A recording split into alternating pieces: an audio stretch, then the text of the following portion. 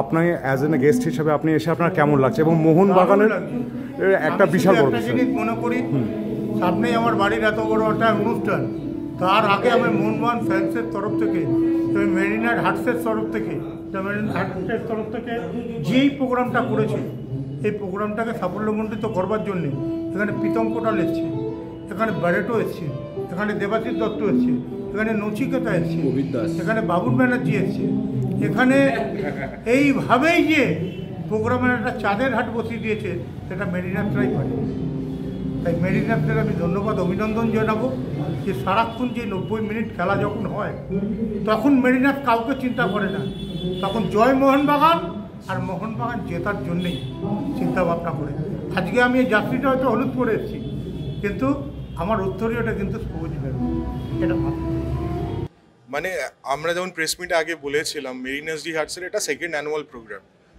মানে ফার্স্টবারে তো প্রথমবারে যেটা হয়েছিল মানে ছোট করে হয়েছিল আমাদের, এটা মানে বিরাট প্রোগ্রাম একটা।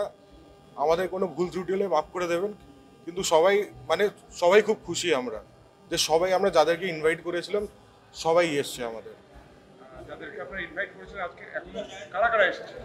আমাদের এখন অবধি এসছে দেবাশিস দত্ত এসছেন, প্রেসিডেন্ট মোহনবাগান ক্লাব।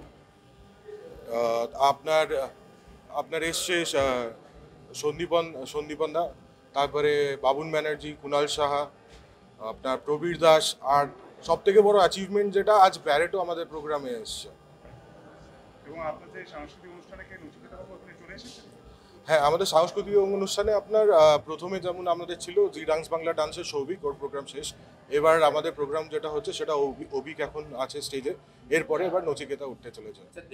উদ্যোগ অলরেডি আমরা নিয়েছি এবং তার সব থেকে বড় প্রমাণ যদি দেখতে চান, এই কোভিড পিরিয়ডের পর থেকে কিন্তু দেখবেন মাঠে প্রচুর মহিলা সমর্থক বাড়ছে। আগে ফুটবলটা এমন একটা কালচারে ছিল যেখানে কোনো মহিলা সমর্থককে দেখা যেত না, কোনো মহিলা সমর্থককে আমরা মাঠেই দেখতে পেতাম না। সেখানে এখন আপনারা গেলে মোটামুটি 1000-1200 মহিলা সমর্থক পুরো মাঠে থাকে এবং এই সংখ্যাটা ইম্পর্টেন্ট ম্যাচগুলোতে অনেকটাই বাড়ে। তো এই উদ্যোগটা কিন্তু নেওয়া হয়েছে। আমি বলবো না যে জিনিসটা অমিট হয়ে গেছে, কেউ দেয় না, হয়, কারণ যে কালচারটা চলে আসছে সেই কালচারটা একদিনে যাবে না। অনেক ফ্যান ক্লাব এটা চেষ্টা করছে এবং হয়তো যেতে যেতে একদিন আস্তে আস্তে চলে যাবে। সত্যি মাঠে লড়াইটা, মাঠে ওই 90 মিনিট থাকাটাই ভালো। 90 মিনিটের বাইরে মানে আমরা কিন্তু সবাই বন্ধু, আমার প্রচুর ইস্ট বেঙ্গলের বন্ধু আছে, প্রচুর। ওই 90 মিনিটই ঝামেলা, সবার মধ্যে এটা রাখলে খুব ভালো হয়। তাতে কি মাঠের পরিবেশটাও যদি এই সুষ্ঠুটা রাখা যায়, অনেক মহিলা সমর্থকও মাঠে আসতে পারে, তারাই ফুটবল খেলাটাকে এনজয় করতে পারে। এবং যদি সবাই ফুটবল খেলা এনজয় করে তাহলে হয়তো ইন্ডিয়া আরও এগোবে, কারণ ইন্ডিয়ার র্যাঙ্কিং যেটা আস্তে আস্তে পেছোচ্ছে, সবাই মিলে উদ্যোগ নিলেই কিন্তু মনে হয় ইন্ডিয়ার র্যাঙ্কিংটা আরও অনেক বেশি এগোবে।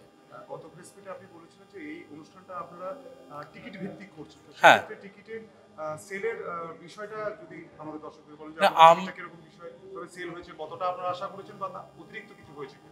অতিরিক্ত বলবো না, কমও বলবো না, এটা ফ্যান ক্লাব বেস প্রোগ্রাম। এবার দেখুন, আমরা যদি বলি এটা নচিকেতা বেস প্রোগ্রাম তাহলে খুব ভুল হবে। অনেকেই আছে যারা ভাবছে ও মোহনবাগানেরই তো প্রোগ্রাম, তাহলে যাব না। কিন্তু মোহনবাগানের বেস্ট প্রোগ্রাম এবং যারা যারা আসবেন, যারা যারা এসছেন, আমরা যতটা এক্সপেক্ট করেছিলাম আমাদের নিয়ার অ্যাবাউট ততটাই লোক হয়েছে। আমরা 500 জন মতো এক্সপেক্ট করেছিলাম, আমাদের সেটা যদিও ছাড়িয়েছে, বাট নিয়ার অ্যাবাউট ভালো হয়েছে। আমাদের গ্যাদারিংটা খুবই ভালো হয়েছে। আমাদের মেম্বার হচ্ছে 350 থেকে 400, মানে কিছু পেড আনপেড, এক্স্যাক্ট ধরলে 376 জন।